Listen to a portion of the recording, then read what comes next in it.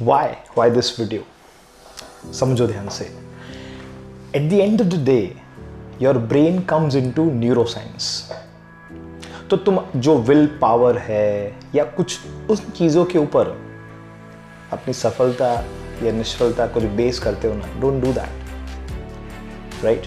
Science के ऊपर उसको बेस करो. कुछ लोगों का ब्रेन है ना, वो होता ही ऐसा है, उनका कंसंट्रेशन ही कुछ ऐसा होता है.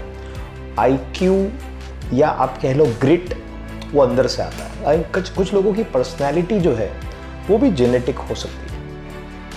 वो आराम से बैठेंगे 6 घंटे 10 घंटे, आराम से हो जाता है. और कुछ लोगों के साथ ये चीज़ नहीं होता.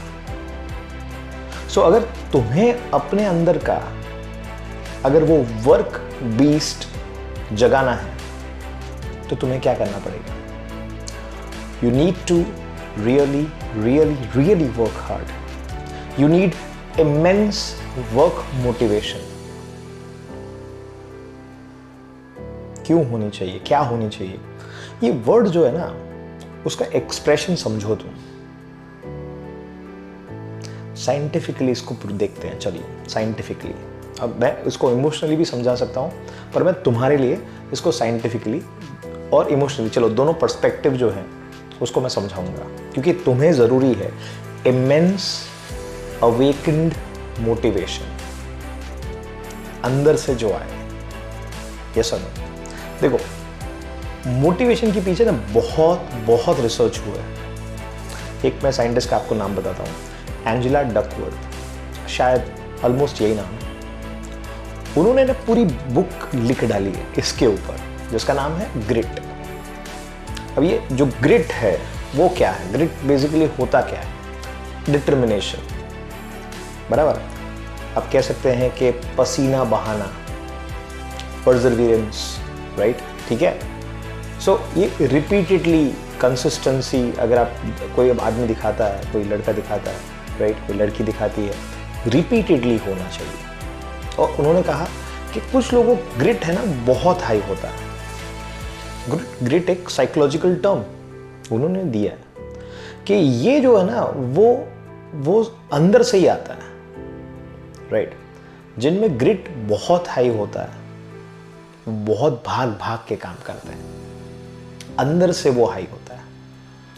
तो ये क्वालिटी जो है, क्वालिटी बहुत लोगों में ठीक ठाक है और बहुत लोगों में बहुत हाई. ये किताब भी तुम पढ़ सकते हो अभी, अगर आप तुम्हारे पास टाइम नहीं है तो, बराबर. वो इसी साइकोलॉजिस्ट ने लिखी है, बहुत बढ़िया बुक है, ठीक है. लेकिन बेसिकली ये किसके बारे में मैं आपको बता देता हूँ, हार्ड वर्क एंड मोटिवेशन, ठीक है, बराबर. तुम्हें चाहिए क्या? तुम्हें चाहिए कि तुम्हारे अच्छे मार्क्स आए. अभी तुम बैठ के ये सोच रहे होगे कि सर अब मोटिवेशन अंदर से लाना है जी, तो उसके लिए साइकोलॉजी समझो. साइकोलॉजी में होता क्या है? लोग क्या काम करते हैं? वो पढ़ते हैं कि वो चीज़ कौन सी है, वो एलिमेंट क्या है जिसकी वजह से कोई सक्सेस या फेलियर होता है, या उसका पर्सपेक्टिव सक्सेस और फेलियर के लिए इस तरह का होता है. और दूसरा तो ऑब्वियसली हम डिस्कस करेंगे साइंस, ठीक है, जैसे कि आईक्यू. अब ये जो आईक्यू है, हाई आईक्यू जिनके पास होता है, ठीक है, तो उनको तुरंत सब कुछ समझ में आ जाता होगा, यस और नो. लेकिन वो भी अपनी कमर तोड़ते हैं, है कि नहीं? तो आईक्यू है, दैट इज देयर. लेकिन अगर आईक्यू हो ना हो, काम करने का मोटिवेशन होना चाहिए. जिसमें आईक्यू है उसमें है, जिसमें नहीं है नहीं है, ठीक है. लेकिन अगर आईक्यू है और काम नहीं हो रहा, और आईक्यू नहीं है लेकिन बहुत काम हो रहा है, तो सिंपल सी बात है, जो ज़्यादा काम करेगा वही जीतेगा. यस और नो? कभी भी तुमने पढ़ाई नहीं है तो हाई आईक्यू का क्या लेना देना? High IQ is a very big predictor of a success, बराबर. जब एंजेला डकवर्थ की बुक आई तो उन्होंने भी यही बात किया, यही बात समझाया. रिसर्च भी इसी के ऊपर पूरा बेस था कि 25,000 लोगों जो है उनको पे टेस्ट किया गया कि भाई उनका ग्रिट जो है वो कितना है, वो अपने आप को कैसे परसिवियर करते हैं, अपने आप को कैसे काम में डालते हैं, कहाँ से वो मतलब वो काम निकालते हैं, बाहर कैसे आते हैं, काम कैसे ख़त्म करते हैं. तो उन्होंने कहा कि ये जो ग्रिट है वो बहुत बड़ा फैक्टर है, और ग्रिट का बहुत बड़ा फैक्टर जो है वो आईक्यू हो सकता है। अब आईक्यू जो है वो एक्वायर्ड भी हो सकता है, ठीक है। तो मेरे हिसाब से भी ऐसे ही है काइंड ऑफ। अगर आप सक्सेस के पीछे आप जाना चाहते हैं तो definitely there will be one element which is called IQ, yes और नो। लेकिन मेरे हिसाब से आईक्यू से भी ज्यादा जो है वो है grit, and grit is an overall super set है, वो सुप्रीम है, बराबर। ये जो 25,000 लोगों में रिसर्च हुई वो काफ़ी फेमस रिसर्च थी। तो उन्होंने देखा कि कुछ लोगों में जो जीन होते हैं, मतलब कि जो हमारे डीएनए आरएनए, उसका आईक्यू जो है वो बहुत सुप्रीम था उस जीन की वजह से। जिनकी ज़्यादा आईक्यू थी वो ज़्यादा सक्सेसफुल थे। एंड अब ऐसा नहीं है कि जिनका कम आईक्यू था वो सक्सेसफुल नहीं थे, ये बात समझना ध्यान से। It is one part of the factor, yes और नो। यही रिजल्ट निकला उसके अंदर। एक मिलिट्री स्कूल में उन्होंने किया था रिसर्च। अब जो जिन लोगों पे रिसर्च किया गया था 11,000 लोगों के स्कूल में ये रिसर्च की गई, मिलिट्री स्कूल थी। अब मिलिट्री स्कूल में क्या होता है, जो भी स्टूडेंट पढ़ते हैं उनका वैसे ही ज़्यादा मोटिवेशन होता है अंदर से। तो in that case IQ was a determining factor. जिसका जितना ज़्यादा आईक्यू वो उतने ज़्यादा सक्सेसफुल होते थे अपने एजुकेशन में और आगे ज़िंदगी में भी। चलिए अब तीसरा एलिमेंट की बात करते हैं, कॉन्शियसनेस। अपने बिहेवियर के अंदर एक बिहेवियर ट्रेड है कि अपने खुद के लिए जागरूक होना, यस और नो। अगर तुम पता है तुम्हें कि तुम्हें क्या करना है, यस और नो, तो उसे कहते हैं कॉन्शियसनेस। समझ में आ रहा है तुम्हें? फर्स्ट एलिमेंट जो कि आईक्यू है, दूसरा एलिमेंट जो ग्रिट है अपना, और तीसरा ये जो एलिमेंट मैं सिखा रहा हूं आपको, अपने खुद को पहचानना। डिसिप्लिन ठीक है, डिसिप्लिन तो भाई तुम सोचो कि एक इलेक्ट्रिक करंट की वजह से किसी डॉग में भी आ जाएगा। डिसिप्लिन की बात नहीं कर रहे हम, ये बात कर रहे हैं कि तुम्हें पता है तुम्हारे लिए क्या अच्छा है और तुम वो करते हो। अगर हाई कॉन्शियसनेस हो गया तो now you will be structured, not discipline but structured, yes और नो। वो चीज़ों को आप कर सकते हैं अगेन एंड अगेन रिपीटेडली जो आपके लिए अच्छी है, यस और नो। फिर चलो मैं एक एग्जांपल देता हूँ, इमोशनल मोटिवेशन, है ना। ये होता है कुछ लोगों में इमोशनल मोटिवेशन, साइंटिफिक तरीके से इसको समझाते हैं, है ना। आईक्यू मैंने समझा आपको, ग्रिट समझा, अब कॉन्शियसनेस समझा रहा हूँ। इधर तीनों को रखते हैं और फिर एक साइड पे रख देते हैं इमोशनल फैक्टर। इमोशनल फैक्टर कैसे हो सकता है? किसी ने तुम्हें कुछ कह दिया कि भाई ये तुमसे नहीं हो पाएगा बेटा, है ना। या फिर किसी ने आपको ऐसी नज़रों से देखा कि they know and you also know कि भाई तुम नहीं कर पाओगे, ये इस नज़र का है, ठीक है। मान लो एक मोटिवेशनल वीडियो तुमने देख लिया, उस दिन 8 घंटे काम हो गया, समझ में आ रहा है। कोई फ्रेंड जो है उसने कुछ कह दिया पढ़ाई को लेके या नॉर्मल कोई बात में, तो भी ये भी आता है सामने कि भाई इतना सक्सेसफुल बनूंगा कि भाई जिसकी कोई हद नहीं होगी, ये वो। ये आग जो आती है मोटिवेशन की आग, वो जल्दी बुझ भी जाती है, यस और नो। कुछ लोग हैं जिनमें ये आग लंबे टाइम तक रहती है, कुछ भी छोटे टाइम तक रहती है। अगर कोई भी मूवीज़ में आपने देखा होगा, स्पोर्ट्स में आपने देखा होगा कि कहीं पे किसी का है ना दिल टूटा है या कुछ भी हुआ है तो वो ज़्यादा सक्सेसफुल होते हैं, ऐसा बनाया जाता है, यस और नो। कि मैं इसके बाद ये कर दूंगा, ठुकरा के मेरा प्यार, याद है आपको? हाँ, तो भाई ये पूरा वो सिस्टम होता है इमोशनल मोटिवेशन का। लेकिन ये क्या होता है, ये कुछ लोगों पे 6 दिन रहेगा, कुछ लोगों पे 6 हफ्ते रहेगा, उसके बाद अगेन वापस the same. You will just sit there. अगर बिहेवियर में कोई चेंज नहीं आया तो इमोशनली तो तुमने बड़ी बड़ी बातें कर ली, लोगों से कह दिया, ठीक है। लेकिन बहुत सारे लोग होंगे जो इमोशनली ड्रिवन होते हैं कि भाई कोई धक्का लग जाए ना तो उस धक्के के बाद है ना वो काफ़ी सक्सेसफुल होते हैं, और बहुत सारे लोग होते भी हैं, ये रिजॉल्व बना लेते हैं कि भाई मैं परमानेंटली अपने आप को चेंज कर दूंगा, डेली बिहेवियर जो है बराबर उसको चेंज कर दूंगा। इमोशनल मोटिवेशन एक्चुअली इतना स्ट्रांग है कि कभी कभी तो कुछ लोगों में वो ख़त्म होने का नाम ही नहीं लेता, वो अपनी ज़िंदगी के साथ जोड़ देते हैं, बदले की जो भावना होती है ना उसको मुट्ठी में कर लेते हैं। और ये प्रॉब्लम ये है कि emotions will go up and down, emotions will go up and down. तुमने कभी देखा है कि कोई, मान लो ऐसी कोई भावना है, बदले की भावना है, और ऐसा कोई सॉन्ग सुना है तो तुम बार बार रिपीट मोड पे ये सुन रहे हो? नहीं, दैट इज़ नॉट पॉसिबल। वो कभी ऊपर होगा, कभी नीचे होगा, स्टेबल नहीं होगा वो।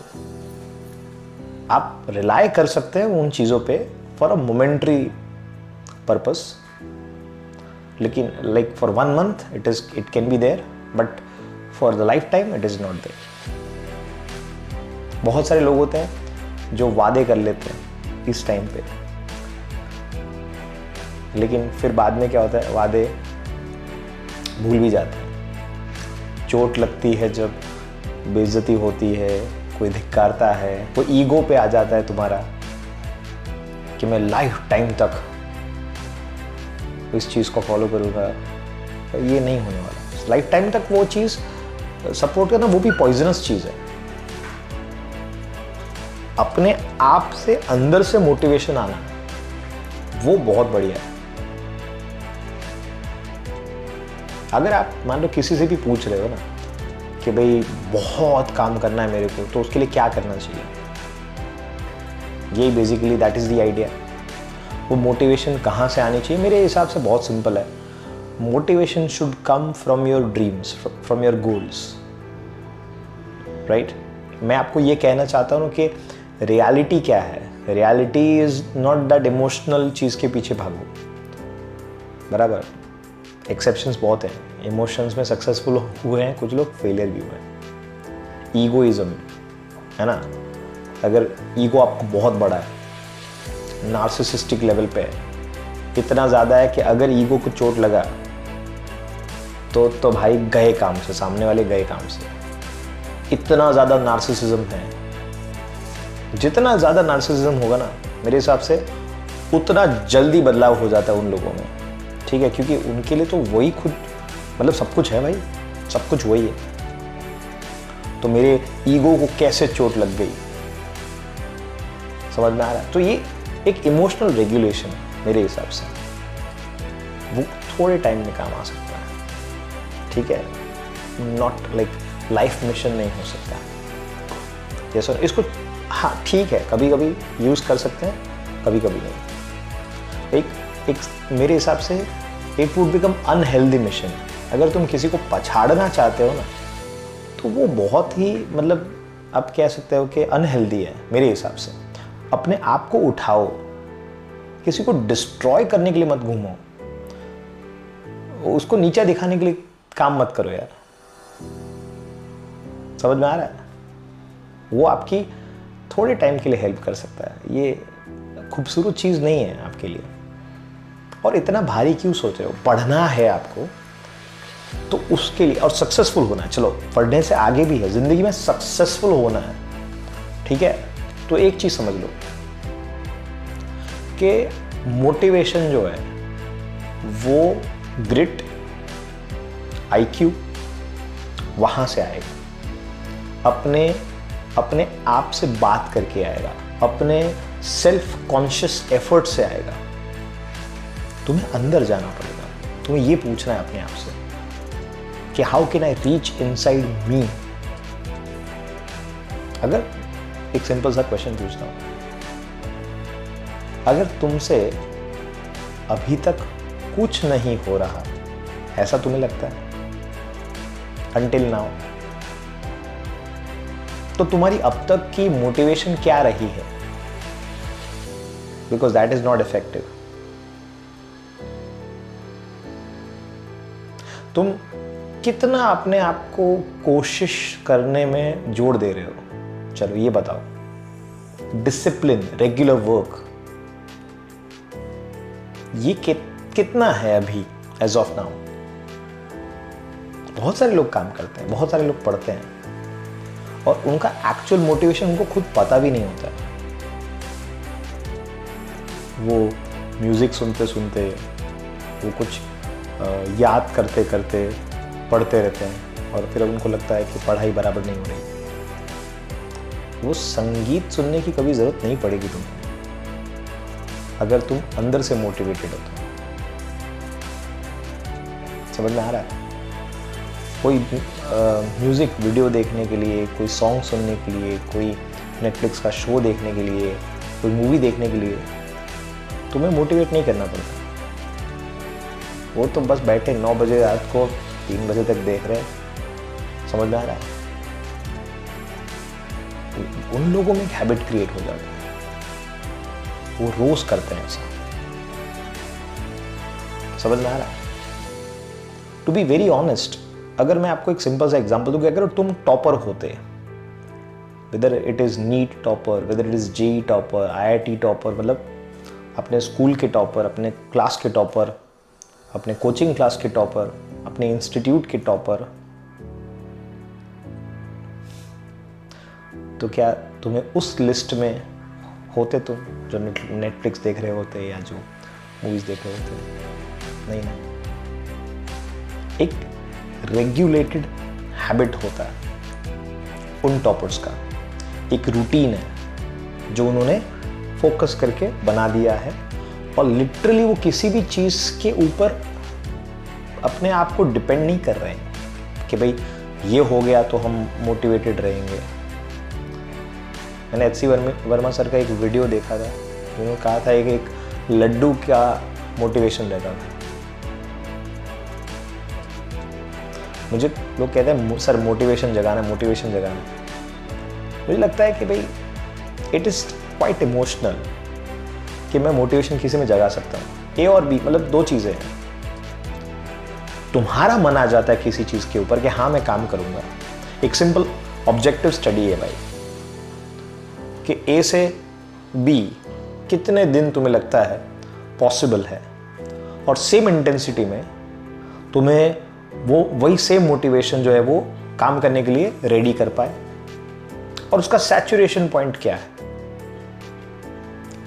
ए से बी हो सकता है आज वर्क करे, या कोई भी एक XYZ आप ऑप्शन ले सकते हैं कि आपका मोटिवेशन एक सॉन्ग है, चलो, लेकिन अगर वो रोज यूज किया तो क्या होगा? ह्यूमन ब्रेन ना जल्दी से अडैप्ट कर लेता है, रूटीन बना लेता है, उससे वो बोर हो जाता है। अगर तुम्हें एक नया मान लो PS4 दिया जाए या कोई iPad दिया जाए, तुम 15 दिन उनके साथ खेलोगे बराबर, लेकिन फिर उसके बाद उससे भी बोर हो जाओगे।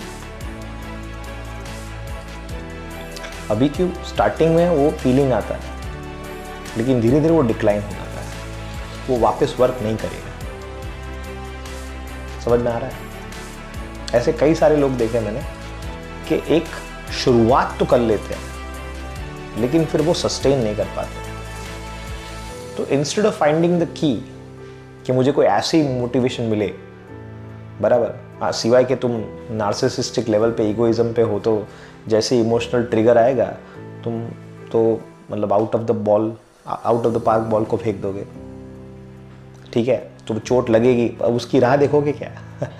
हाँ, उस चोट में फिर इतना बड़ा मीनिंग ढूंढ लेते हैं लोग, मोटिवेशन ले लेते हैं कि अरे मेरे को ऐसा इसने बोल दिया तो अब तो मैं डेडली हो जाऊंगा, डिस्ट्रक्टिव हो जाऊंगा, अपने लिए सक्सेस, दूसरों के लिए failure.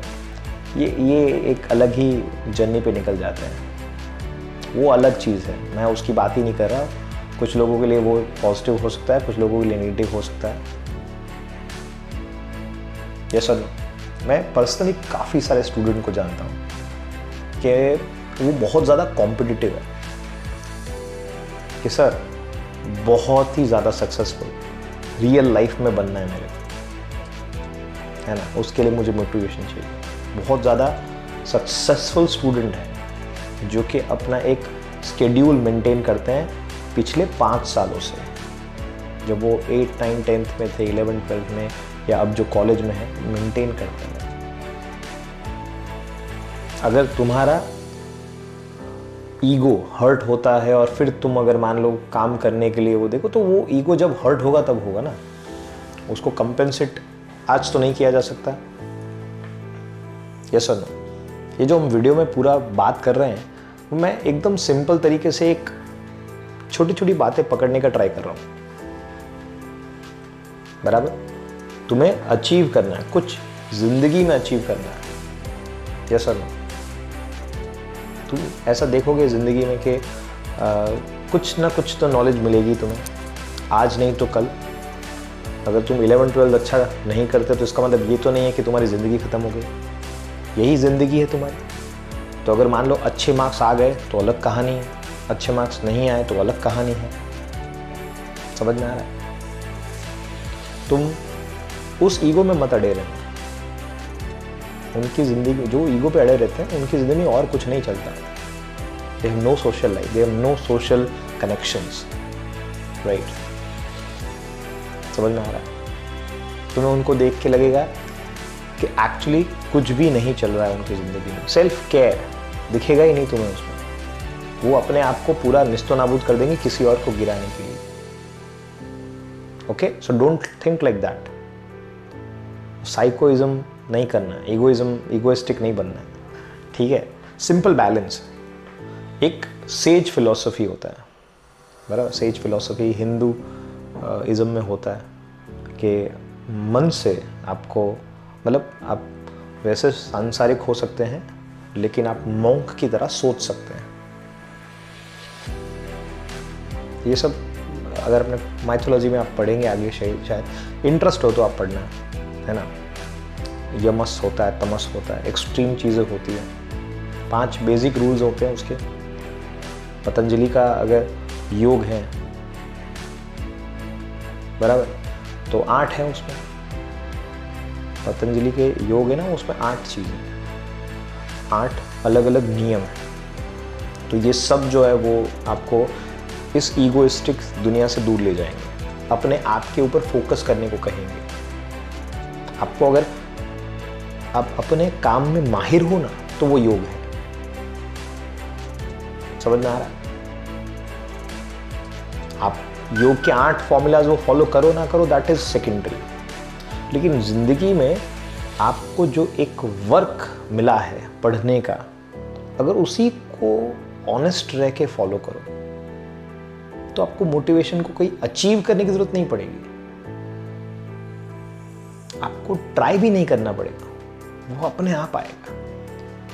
It can be like a simple नज। सुबह उठे और तुम्हारा अंदर से ही आवाज आएगा कि हाँ, मेरे को आज ये काम करना है। समझ में आ रहा? टेक्निकल हो गया थोड़ा सा ये वीडियो, मुझे ऐसा लगता है, पर अगर तुम अब तक देख रहे हो तो तुम्हें बिहेवियर चेंज लाना, वो मेरा एम था,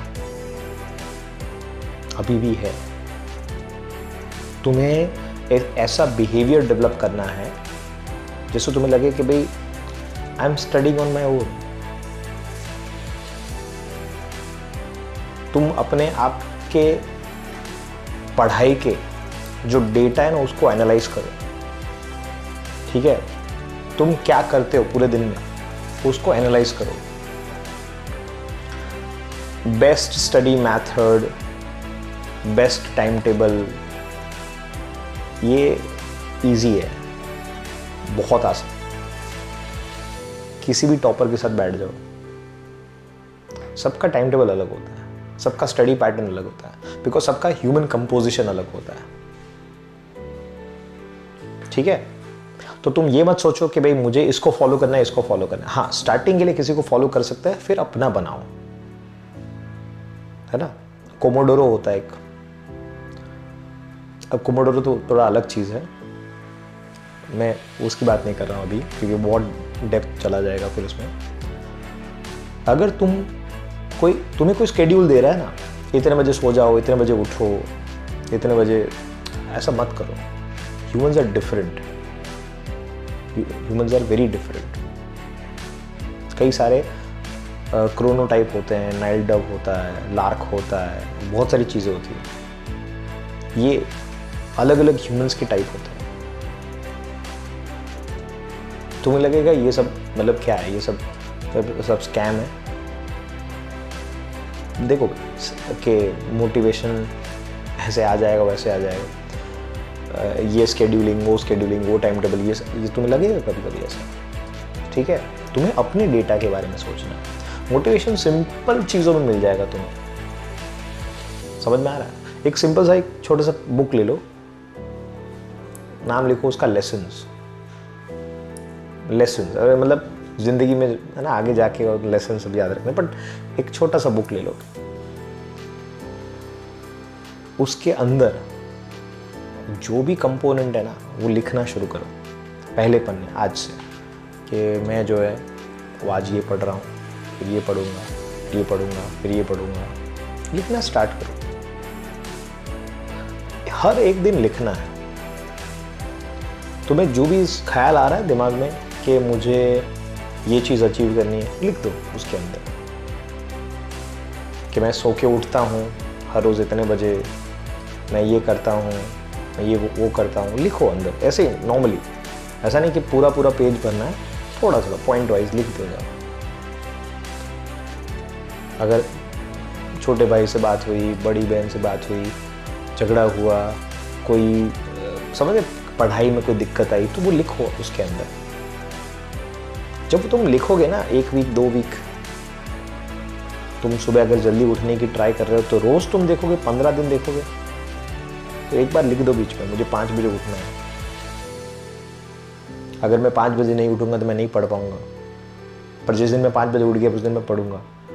तो now you have a diary in your hand, और वो 5-7 दिन 15 दिन जब लिखोगे ना,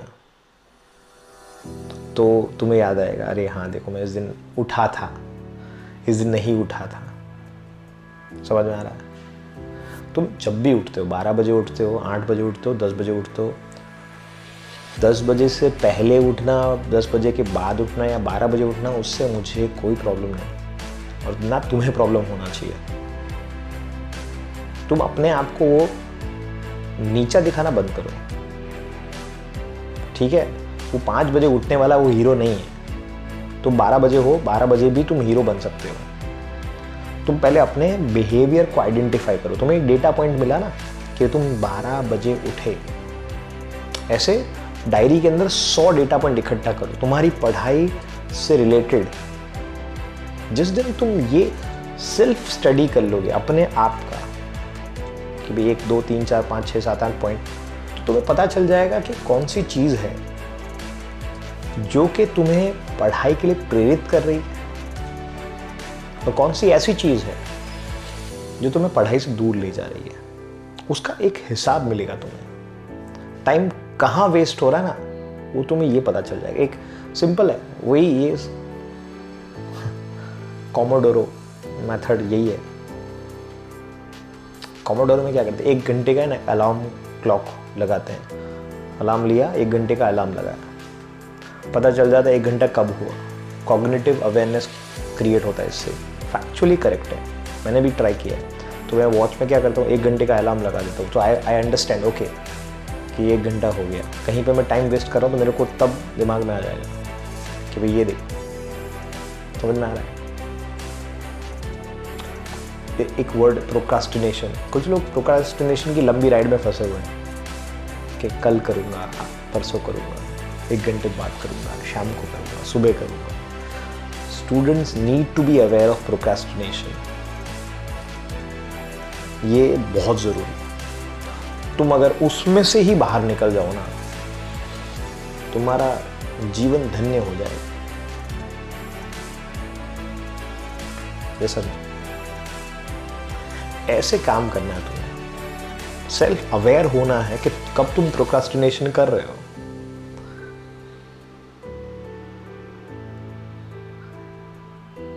मैंने कहा वैसे कभी भी वो अपने आप अपनी सक्सेस या फेलियर को विल पावर पे मत बेस करो, कि वो तुम कभी भी, विल पावर क्या होता है, it's just a word. Grit is important. Yes और नो। और ग्रिट आता है अंदर से। छोड़ दे अब उदासी, तू है हमारी दुआओं में। रख हौसला अपना बुलंद, मंजिल है बस इन आँखों में। तू गिर कर भी संभल सकता है राहों में। तू चल पड़ पुरुषार्थ ही अब निगाहों में। जीतेंगे जीतेंगे जीतेंगे जीतेंगे जीतेंगे जीतेंगे जीतेंगे जीतेंगे जीतेंगे। लेवल अप इरादा पक्का है, लेवल अप मंजिल को पाना है। लेवल अप और आगे बढ़ना है, लेवल अप बढ़ते ही रहना है।